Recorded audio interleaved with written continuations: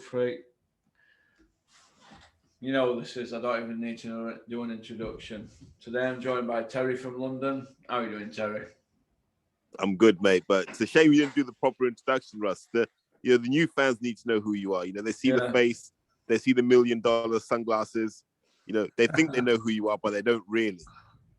Okay, then hello all you hardcore boxing fans out there. How are you doing? It's Big P here. You know, don't you? You know the voice of hardcore boxing. Is that better for you? Mate, it's like imagine Michael Buffer showed up one day and said, "Right, we got Joshua versus Fury. Get on with it." Yeah. We need the let's get ready to rumble, Russ. We need the full thing. Yeah. You were a wrestling fan, weren't you, back in the day? Hey, I still am, because I think wrestling's just a better product than boxing. I don't know why, but they've got it right. They know how to play with people's emotions in wrestling. Unfortunately, in boxing, they don't. Yeah. Okay, then. What did you think to fights at weekend? I only really watched the Sky Show, to be honest with you. Yeah. And I enjoyed it. I know people say it weren't worth 20 quid. Okay, fine. Then don't pay the 20 quid. But if you're saying to me, as a card of boxing, it was entertaining enough. Do you see what I mean, Russ? There was enough drama in it that, I could just watch it as a fan and enjoy it. Now, I know there are people online and there'll be people listening to this that will pick holes in it and go, Povetkin was shot, Cheeseman's seen better days, and yada, yada, yada. But in terms of punches being thrown, people wobbling about the ring and stuff and being entertained, it was solid. It's probably the best we're going to expect, Russ. And how many times have you and I talked about this? Yeah. More people complain. Yeah, and also more people complain about Dillion's pay-per-views than Joshua's. But I always remember the Dillion pay-per-views more than I remember the Joshua ones. Yeah. Yeah, Joshua's got a sense of entitlement with pay-per-view, though, and he can just pick what he wants, can't he, with fights? Yeah, Dillion puts people on there who, in theory, should give you a good fight. But lesson learned, Russ. If you're doing a pay-per-view card, you need Ted Cheeseman on there. You just need him on there. Of course you do, yeah. What do you think of the Cheeseman-Metcalf fight, Terry? Well, my view on the Metcalf thing was, Liverpool know how to make noise for their guys, don't they? So, Metcalf was being made out to be the next version of Jamel Charlo or something. Like, they thought this guy was amazing. And I think they underestimated how good Ted was. I think Ted just did what he had to do against someone who's, whatever you want to say about JJ Metcalf, he's not at that level. I thought he was a Warren fighter, to be honest. I don't know if he is. But he's a small hall guy. That's what I describe JJ Metcalf as. Yeah, I mean, he'll be a career small hall guy. Yeah, it's going to be interesting moving forward what Ted Cheeseman does next, because there's a lot of good 154s in UK, and there's a good depth in the division. Well, he's fought all of them. He's only got one left, right? He's got Fowler left, and then that's it. Beefy. Yeah, but I imagine Liam Smith's probably looking world level now, isn't he? He's probably not going to want to come back down. Yeah. What do you think about Chris Conger's fight with McKinson? It didn't look like Chris showed up. I don't know why, because from everything I'd heard, camp had gone well. I heard he'd been sparring Josh Taylor, which for name brand value is fantastic. But for someone like McKinson is utterly useless, because Josh isn't a guy who is hard to find. Josh will meet you in the middle of the ring and he'll have a tear up with you if he has to. Yeah. And I think with someone like McKinson, your training team and your management should have got you better sparring. But I'm a big Chris Conger fan, like him as a human being, think he's a talented fighter. I think he also needs to realize sometimes he has to just go in there and make it a war, drag someone into his kind of fight. And I think he could have beaten McKinson. But give McKinson credit, because you're not supposed to come from Portsmouth and be beating guys from London. Like, it doesn't happen in the amateurs. It shouldn't happen in the pros. But McKinson, he upset the odds. And I say fair play to him. Now, I can tell you for a fact they will steer Conor Benn the hell away from Michael Mickinson. So do not expect to see him fight Conor Benn anytime soon. But he's made noise enough to fight someone like a Josh Kelly. Why not? Yeah, it's going to be interesting, that, isn't it? I've enjoyed it. I love the fact that I know you've had a bad weekend of boxing, Russ. You got your serious face on, like you got your super focused face on.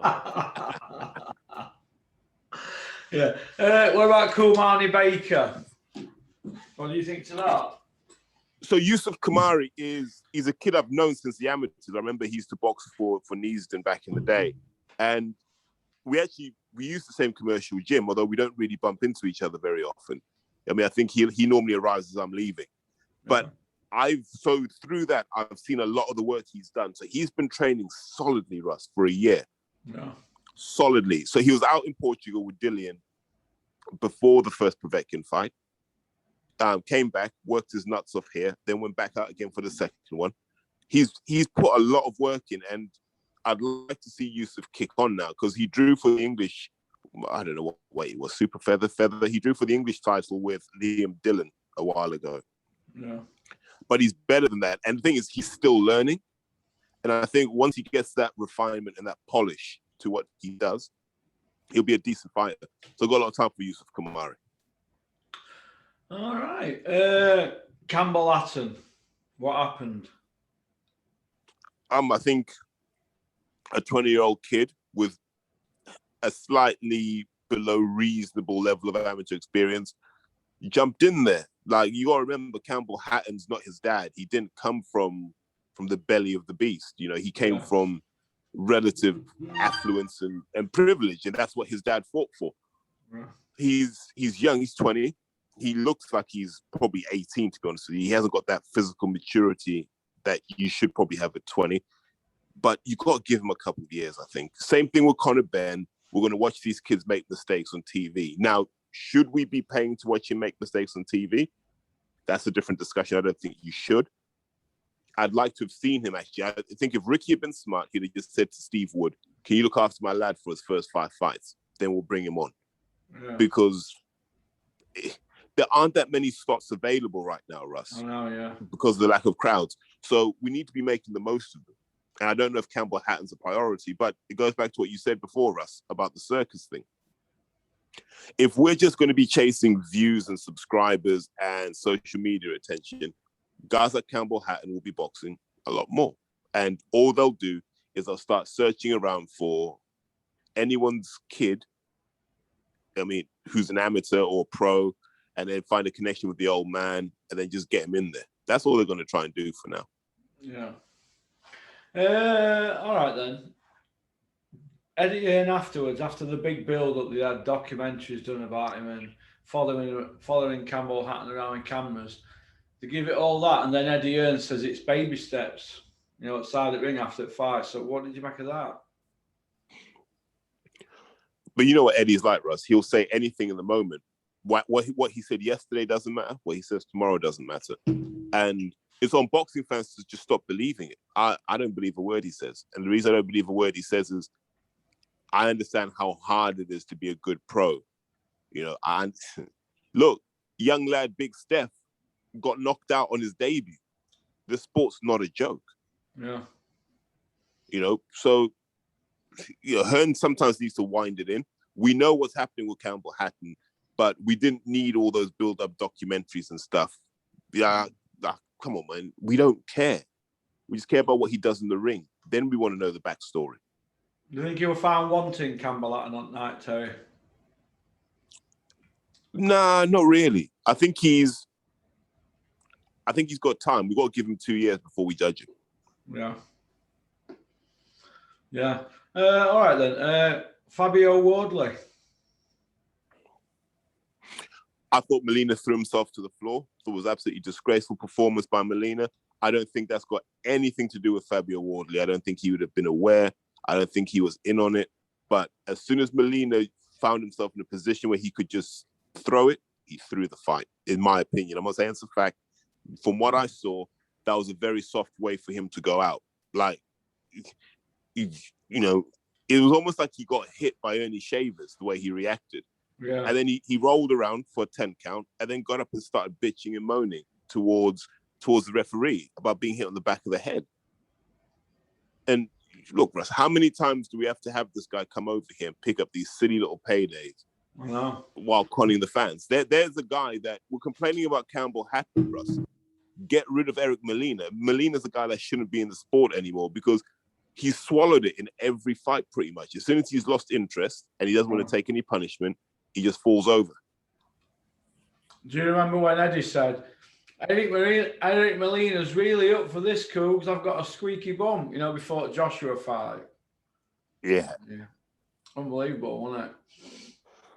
Molina's been finished for a long time. What? Molina's been finished for a long time. If he ever started, to be honest with you. Yeah.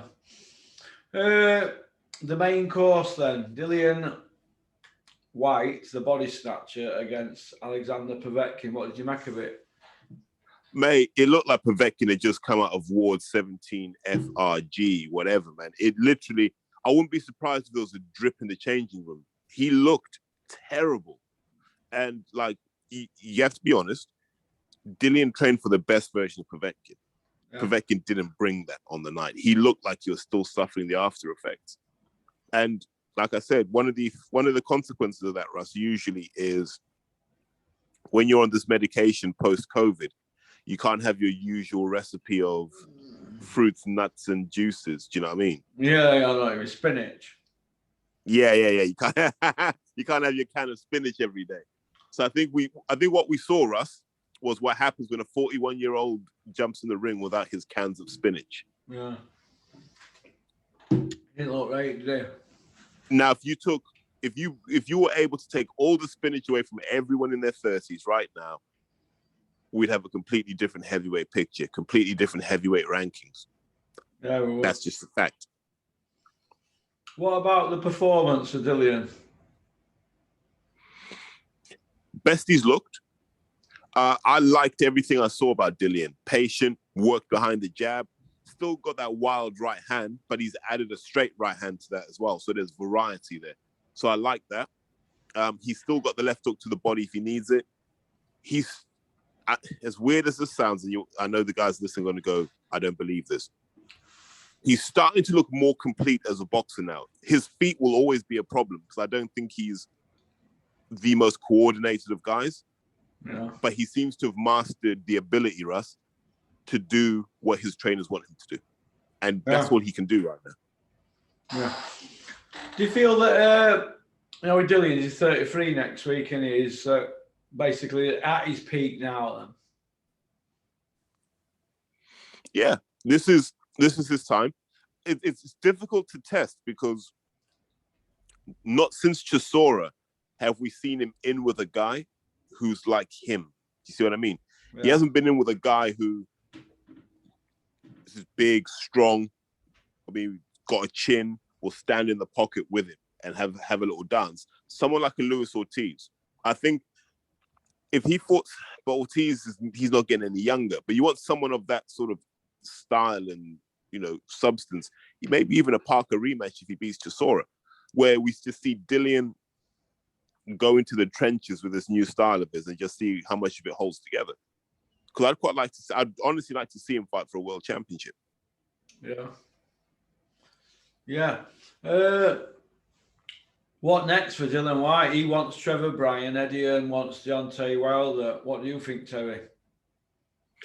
So for Dillian to fight Deontay Wilder, it would have to be on Wilder's platform and on Wilder's terms. I don't think Hearn would give that kind of control up. So you'll hear Hearn talk about Wilder and how Wilder doesn't want the fight, but in reality, Hearn won't make the fight because Heyman would easily have that on his platform. That's the fight Showtime would love. So that would make sense. And then I think if you're talking about Dillian fighting for a world championship, why isn't Hearn mentioning Joshua? Yeah. You promote both guys. Now, you and I know the Fury fight is not happening this year. No. So why not have Dillian v Joshua? Go and do that in Saudi. You can make that fight right now. Yeah. So So why are they not doing that? And not one media outlets asked the question. When is the last time? It's been 2 years since Dillian's name's been mentioned alongside Joshua. 2 years. And it's a fight they could make in a heartbeat. It's 2 years since Rivers, isn't it? Yeah. Has Dillian moved forward since the Rivers fight? I don't think he's had a chance to move forward, Russ. No. Because there aren't that many tests for Dillian. Like, for Dillian right now, like, look, the guys who we think are credible tests for him are guys like Fury, Joshua, Wilder, Luis Ortiz.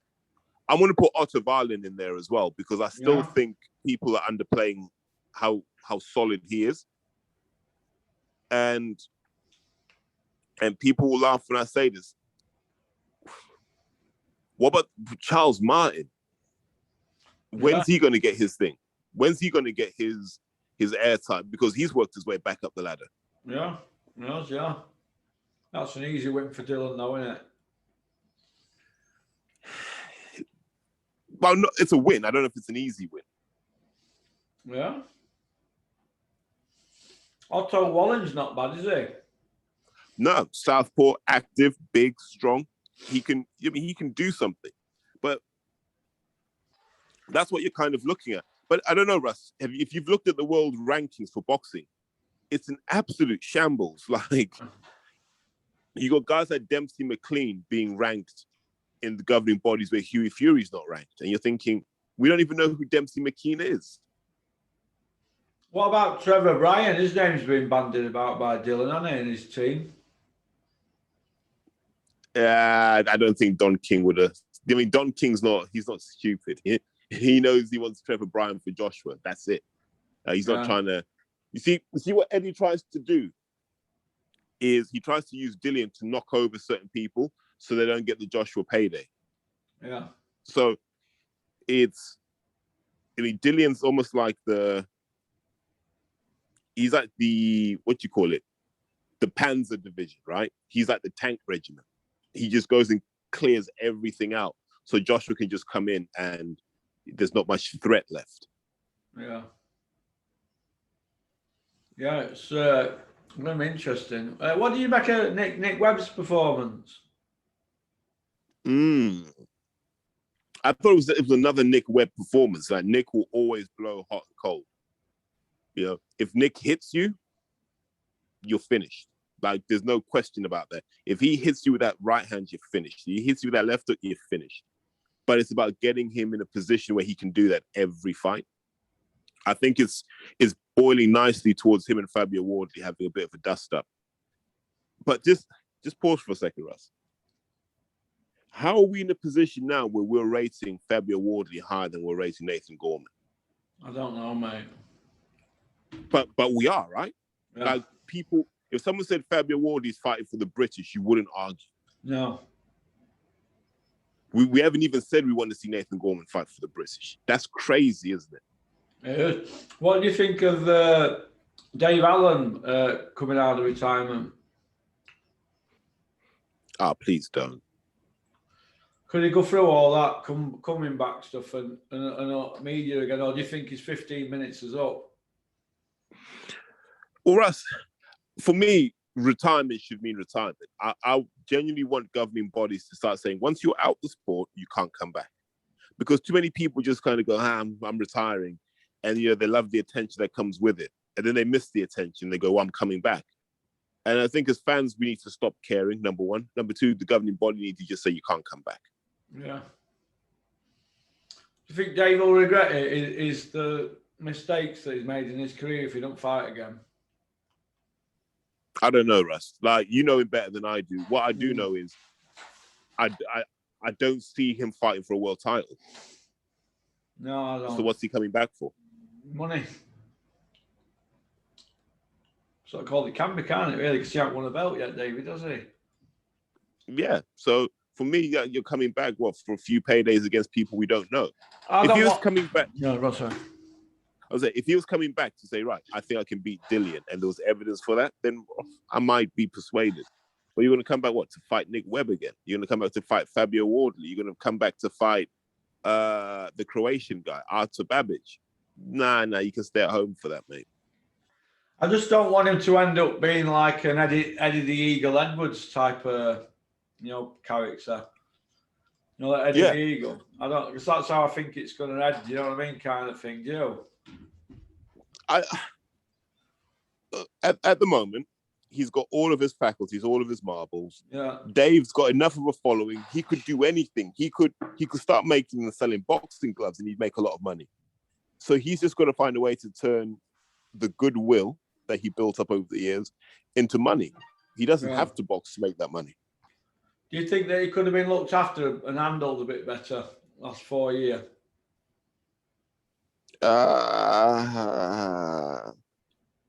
No, because I think he had to get through what he went through to be who he is today. I think if he'd gone the traditional route, maybe he would have got found out sooner and we wouldn't have seen him again. Yeah. Yeah. Maybe that's a good way to look at it, I suppose, isn't it? Yeah. He because let's be honest, he's never a pay-per-view fighter, is he? No. But he made his way onto there. So I've got time for someone who's prepared to do whatever it takes to get on a platform. And he was. Okay then. Moving on. These are just some of the fights that Eddie Hearn said are done deals. Wilder Joshua in April 2017 were a done deal. They flew Wilder over business class, didn't they, for commentate the Joshua Vladimir fight. Fury Joshua done deal. Go back even further. Carl Froch Chavez. Now we're saying Billy Joe and Canelo's a done deal, but none of them are done, are they? So I think Canelo Billy Joe will happen. I only because there's no other option for Canelo, and Canelo has to fight on Cinco de Mayo. It's not signed though, is it, Billy Joe's? But a lot of times these fights aren't signed. Like there's certain Mayweather fights that weren't signed until the last minute. They were agreed, but they weren't signed until the last minute. But by that point, there was no getting out of it. The venues had been booked, the TV slots were arranged, so you knew the fight was going to happen. I think the difference is Canelo and Billy Joe.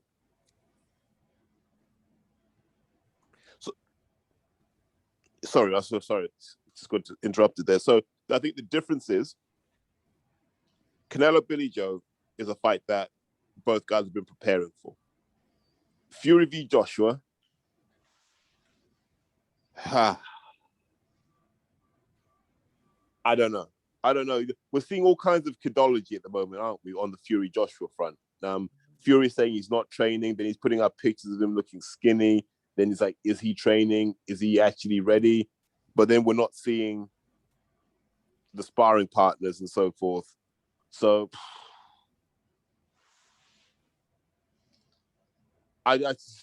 my instincts tell me the fight can't happen for no other reason than Fury's been inactive. Right? That's my main reason behind it. So he does need to fight before he fights Joshua. My instincts also tell me that this probably isn't the time for the Middle East to be paying out massive site fees because they can't recruit the money back, and they're also struggling with COVID themselves, if you see what I mean. Yeah. So then I go, okay, so what's going to happen here? It's going to drag out, and I still think April 2022 is the earliest that fight can happen. But then I go back, Russ. Let's go all the way back. Remember when the 50 million offer was made to Anthony Joshua? Yeah. The irony is, I don't even think he'll make 50 million from the fight with Fury. I don't. I think that's going to be one of his regrets because he must look at Wilder now and go, I could have beaten him in 2 rounds. Yeah.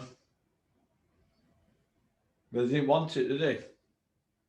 Well, I think Joshua wanted it. I think there are other people yanking the chain going, no, this doesn't benefit us. Yeah, they want to keep the train going, don't they? The gravy train. Yeah, because once Joshua's done, that's pretty much British boxing done. You reckon? Yeah. No, we don't have anyone in this country that's going to bring in the kind of money Joshua is. Yeah. And that's why Eddie Hearn's not going to put him in with Fury, is he? Nope. Because remember... Oh, sorry. I was going to say, what, 2 fights with Fury just boxing Joshua's head off. Nah, he'd be done at that point. You couldn't bring him back after that. How well does Eddie Hearn come out of all this, Terry? You know, with the stories that they've been narratives, they're spinning narratives for months and months, and we've all known. But just to keep repeating it and using different angles and wheeling people out on TalkSport, the usual gang, the Bean Masons and stuff. Do you feel that they've come out of it looking a lot worse than Queensbury? The Bean Masons. The Bean Masons, yeah.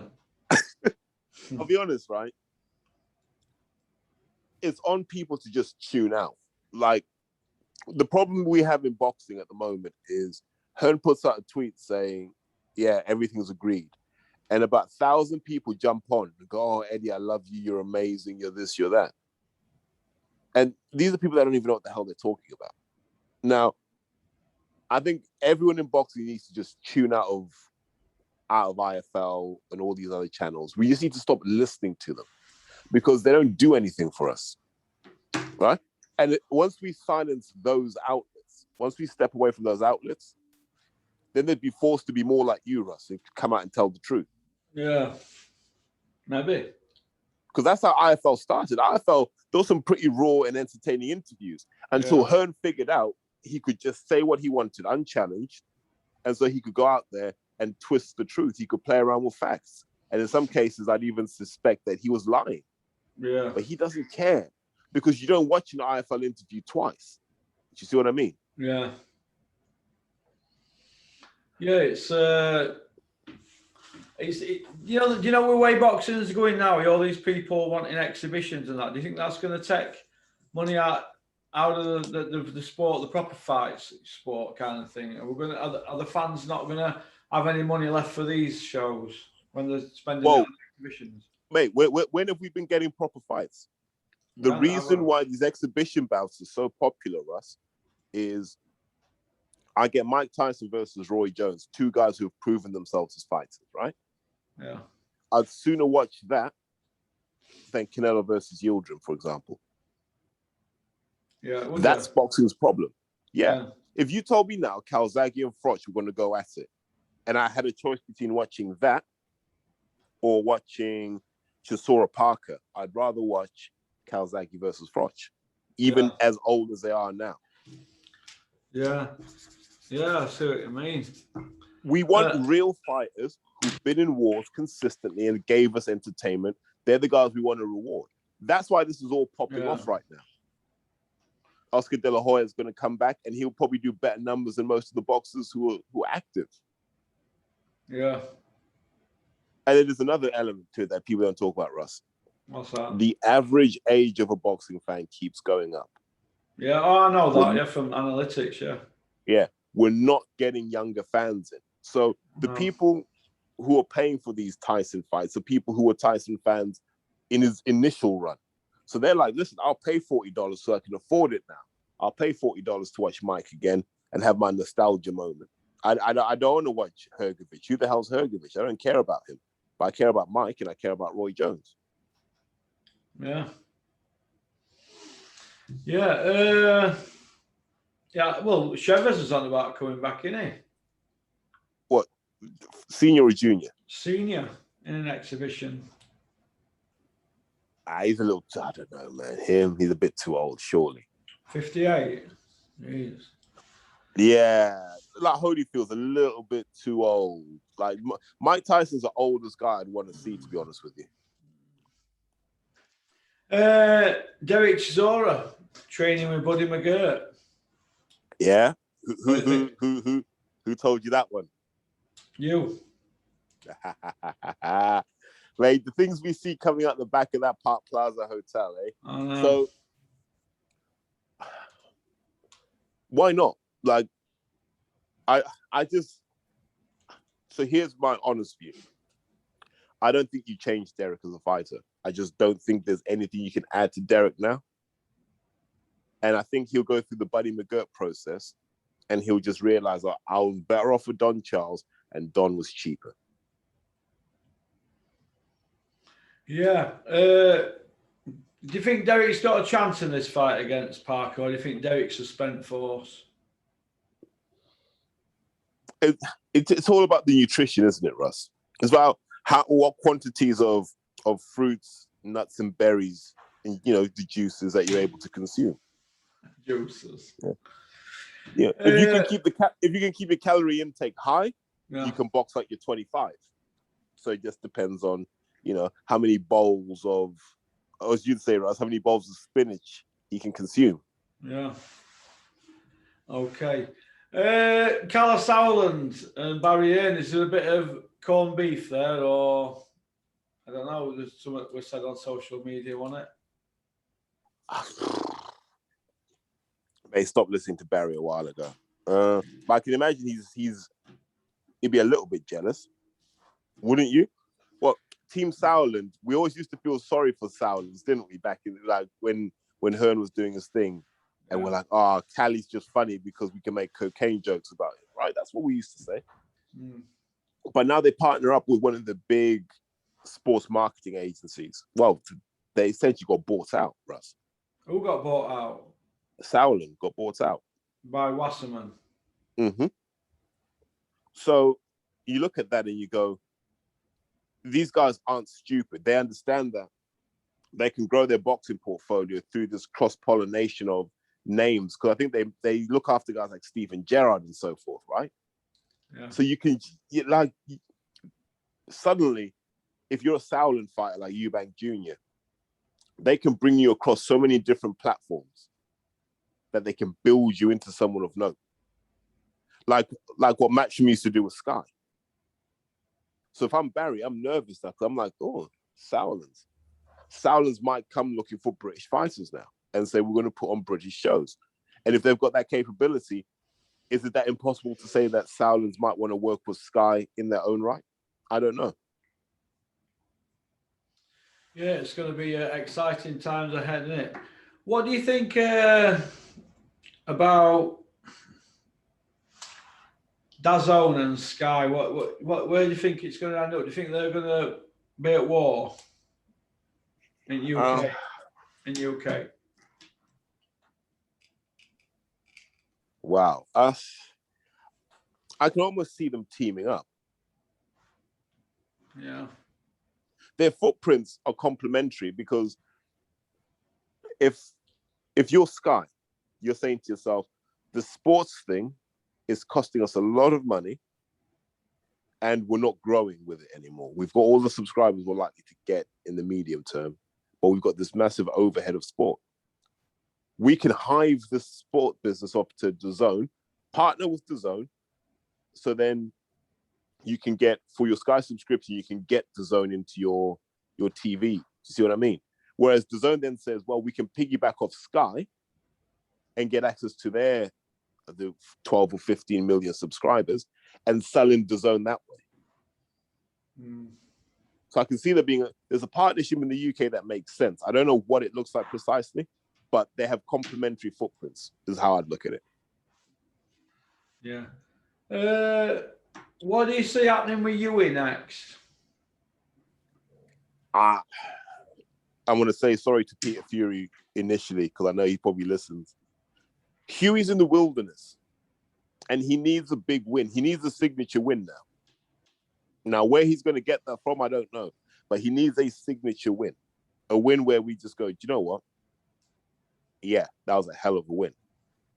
Yeah. I don't know. Who do you put him in with? Parker again, or Chisora.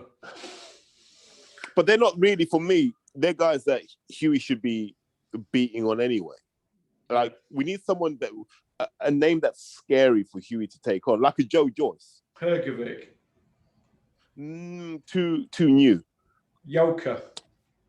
Too new. Someone like Joe Joyce for me. Rematch. Has he fought Joe before? Yeah, he fought Joe for world title, didn't he? WBO. Nah, I said Joe Joyce, not Parker. Oh, sorry. Joe Joyce. Joe Joyce. Yeah, that's a good fight. Him and Huey, isn't it? That. Yeah, that's the sort of win where we don't question Huey anymore. We go, okay, yeah, this guy's ready. Yeah. But with yeah. But without that, man, he's in the wilderness at the moment.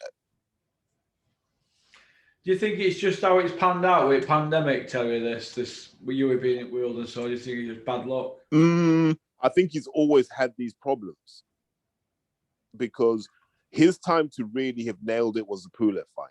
He needed that Pulev win. Yeah.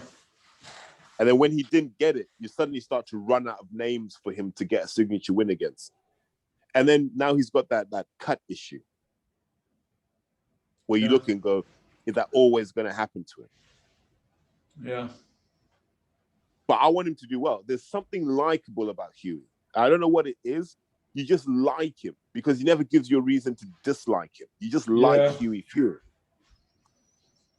And those guys are welcoming. Like, if you want to go and spar, from what I hear, if you want to go and spar Huey, the door's always open. If you want to go and train with Peter, as long as you're fit enough to cope, the door's always open. So now I've got a lot of time and respect for those guys. Yeah. Natasha Jonas, Terry Harper. Good fight, isn't it? I don't think you'll see it happening. No? Because Jonas is fighting Taylor next, right? Yeah, I know, but I just think it's a good fight. You know, it's a rematch, obviously, isn't it? Natasha Jonas, Terry Harper, but I just think... And to be honest, Russ, we've had too many rematches. Like, Hearns almost making easy money off of these, right? Any fight where there's like it's 160, 112, that's out of order, rematch. And I'm like, stop giving this guy easy money. I don't want to see any more rematches for a while, actually. I don't mind seeing Jonas versus Taylor because they're of the same generation. So I'm okay with that. Should one of them fight Harper afterwards? Maybe. Women's boxing is small enough that would make sense. But like, I'm neither here nor there. Like, I just feel with Katie Taylor, she's proper, right? Yeah. Olympic gold, Olympic bronze, whatever it is she got. Natasha Jonas, like Miss GB, all that stuff there. She did her thing as an amateur, went off, became a mum, came back, lived life.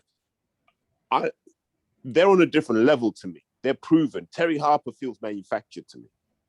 I feel I've been forced to buy into Terry Harper. Whereas Jonas and Taylor, I just buy into as a boxing fan. Yeah. So Terry Harper needs to give me a Michaela Mayer fight before she earns the right to be calling out those two. Do you think that a lot of managers are going to start signing a lot of women because it seems to be the norm at the moment, doesn't it? Well, yes, but there's no money in it. So you're getting 25% of very little, to be honest, unless you got someone like Tasha Jonas who you can just market outside of the sport too. What do you think will happen with Clarissa Shields and Savannah Marshall, Terry? Do you think it'll happen? It will happen when Clarissa Shields signs over to Eddie Hearn. Like, Hearn won't let that fight happen on any platform that's not his. He's not stupid. There's a lot of money in that fight because that's a legitimate fight. Yeah, it is, yeah. It's a juicy one, that, isn't it? That's one of those where if you've got a kind of mediocre pay-per-view, you have that as a co-feature, and you're like, okay, yeah, this is the moment in boxing. I'm okay with that. I'd like to see Savannah get a pay-per-view, you know. Wouldn't it be good, that? Yeah. She's put her time in for me. She's put her time in. She's grafted, and she's at that level. The problem with Savannah Marshall is I think there's only one meaningful fight for her in her whole career, and that's the Clarissa Shields fight. Yeah. Just because I think she beats everyone else. Yeah, it's... Unless she goes up to heavyweight and just says, I'll fight these bigger women and I'll still beat them. You think so, yeah? Because I think heavyweight in women's boxing is anything over 175. Yeah, it is, yeah. So, yeah, Savannah could go up there, 175, start fighting some of these women who are about 200 pounds. I think she'd probably beat them. What next for Josh Taylor? No, he's got Ramirez. I know, but does he win? I think he does. I think he does. I think he moves up, and I think he can probably beat Crawford. Yeah. Yeah. I think Taylor's something else. I like him, man. He's just one of those boxers, horrible, spiteful, loves to fight, and you can't, like I said, you can't coach that. Yeah. All right then. Well, listen, we've had a good chat today. Nice to have a catch up. Yeah, man, but you got to liven up, Russ. You're not your usual self today. We haven't had a single porky rant. I know, yeah. Bean. Why? What's happened? What's happened? You've been told to toe the line again? No. It's, I had an heavy one last night. What, on a Wednesday? Well, were you watching the football? I watched it football, yeah. It was 1-1 when I turned it off. Oh, it was a terrible game, wasn't it? I didn't get to watch it. No.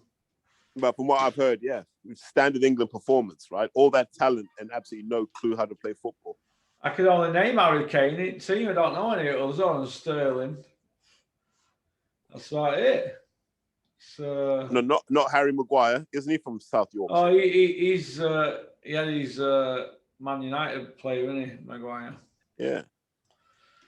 But now, does anybody know when football starts? Next week? This week, isn't it? Football. Yeah. Well, yeah. The normal football's back. Final run in. All right then. Well, listen. You have a great day, Terry. You too, mate. Thanks for coming on, and we'll speak soon. Worries. Cheers, mate. All right, take care, Porky. Bye. Bye. That was Terry from London. I think that's about it, really. Thanks for liking and subscribing and leaving a comment. Thanks for joining members area. A lot of people keep saying they're struggling to join members area. I know it's that white button next to the thumbs that go up like that or like that, is it? It's a white square box. Just press join on it. I think you need a Gmail account though to do it. I think. It'll sort itself out on it. These things always do, don't they? So, all right then. Happy April Fool's Day. Peace out.